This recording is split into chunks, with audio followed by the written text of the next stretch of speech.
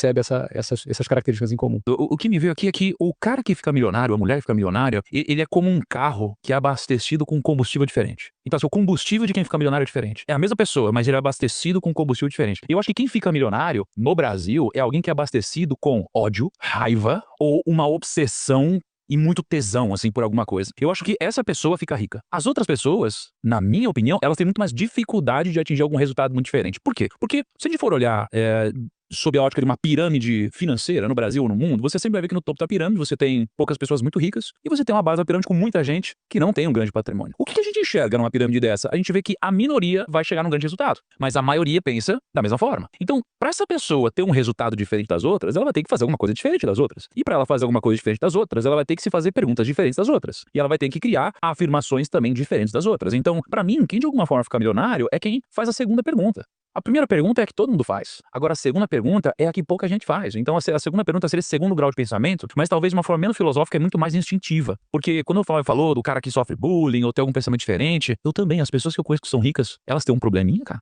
Elas têm alguma coisinha diferente. Ela se veste diferente, ela pensa diferente, ela fala diferente, ela tem trejeitos diferentes e ela tem uma visão não convencional do mundo. Eu vejo que a gente começa, talvez na vida, tendo uma responsabilidade, uma obrigação de trabalhar muito mais em horas do que no futuro. Por quê? Porque no futuro, se você for olhar para uma pessoa como um Flávio, que gerencia sei lá quantos milhares de colaboradores, uma decisão dele impacta de uma forma muito profunda a corporação dele. Então, uma decisão bem tomada tem muita escala. No passado, talvez a força abraçal, a repetição da quantidade de tentativas, de execuções, de vendas, era muito mais relevante do que algo muito estratégico. Então, no começo, a gente precisa de muito mais horas de execução e trabalho duro, e no futuro, a gente precisa de muito mais trabalho intelectual, que escala muito mais. Então, no final das contas, é trabalho igual cavalo. Para você ter sucesso, você vai ter que provocar algum desequilíbrio para que você alcance alguma coisa. Porque no equilíbrio, na boa, tu não vai conseguir, não. Então vai ter que ser uma superação, vai ter que ser um trabalho extra, vai ter que ser uma ideia genial que tu teve às 3 horas da manhã, vai ter que ser, sabe, um insight que você teve com a tua equipe, a equipe unida trabalhar. Ou seja, você precisa provocar um desequilíbrio na tua vida para alcançar alguma coisa. Sabe, você gastar 4 horas e meia no trânsito é um desequilíbrio. Isso desmonta muito, isso que o Thiago está defendendo, eu concordo com ele, desmonta muito esse mundo ideal do equilíbrio que pode, inclusive, frustrar quem assiste isso, porque, cara, é inatingível. É inatingível, né? A pessoa que constrói patrimônio ao longo da vida, ela tá pensando em mais do que, cara, vou fazer um negocinho aqui e vou ganhar um dinheiro. Você, por exemplo, não pensou só em ganhar um dinheiro com venda, você quis criar um negócio. E aí depois você foi pra visão do equity, de fazer esse negócio ter valor de mercado, para que ele possa ser vendável. Aí você vendeu, aí você comprou de novo. Aí você foi fazer outros negócios. Sempre com essa visão de que, olha, eu vou ganhar um dinheiro aqui, mas o principal tá no valor da empresa que eu tô criando. Porque ninguém vence esse jogo pensando no curto prazo. Mas existe aqui alguns aspectos do pensar em longo prazo que eu diria para você que se o cara não estiver atento, ele pode fazer tudo certo com o dinheiro dele, pensar no longo prazo com o dinheiro dele, mas ele se ferrar. Por exemplo, uma boa fórmula para ficar pobre: divórcio.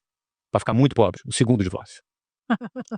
Então, um jogo de longo prazo é um jogo de quem não negligencia o casamento dele. Se ele decidiu se casar, se ele resolveu se casar, o cara pode ter decidido não se casar, mas se ele resolveu se casar, um sacrifício que ele não deve fazer é na família dele. Se ele sacrificar a família dele por causa do dinheiro, ele vai ficar sem família e sem dinheiro. Vai ficar sem os dois. Então eu penso que dando um exemplo aqui, alguns aspectos que não são só apenas o financeiro, como o Thiago fala muito, o risco da ruína, por exemplo. Hoje em dia a gente está com aquela febre das bets, né, das apostas. Sim. O que eu recebo de mensagem de mulheres desesperadas falando que o marido está devendo para idiota por causa de aposta é imenso. Toda caixinha que eu abro tem alguma coisa, alguém se lamentando muito, o que fazer agora que eu estou devendo tanto, etc. E tal. Se o cara vai para o caminho da aposta, cara, não basta o cara ser brilhante, para ganhar dinheiro e ser um bão gestor do dinheiro dele, se do outro lado ele vai cair no vício, ele vai cair na droga, ele vai cair em negligenciar a família dele. Então, eu não estou nem defendendo o aspecto moral dessas questões, estou defendendo o aspecto financeiro dessas questões. Pragmático. Sendo pragmático, não é? Cuide bem da sua família.